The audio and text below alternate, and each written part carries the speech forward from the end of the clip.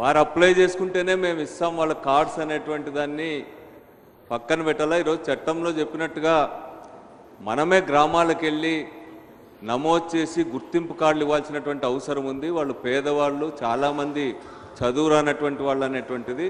అదేవిధంగా ప్రభుత్వం 900 కోట్ల రూపాయలు పైగా అప్పిచ్చా అని చెప్పి 4 సంవత్సరాల లెక్కలు చెప్పడం అనేటువంటిది సరైంది కాదు. ఈ సంవత్సరం కేవలం 58 కోట్ల రూపాయలు మాత్రమే ఇచ్చినారు. దాంతో ప్రభుత్వం సంతృప్తి చెందుతా ఉందా, వాళ్ళు చెప్పిన మాటలకి చేతలకి పొంతన ఉందా అనేటువంటిది నేను ఈ సందర్భంగా అడుగుతున్నా సార్.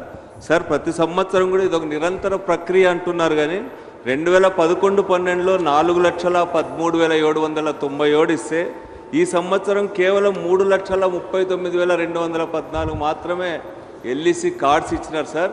ఇది చాలా అన్యాయమైనటువంటి విషయం అనేది మీ ద్వారా మంత్రి గారు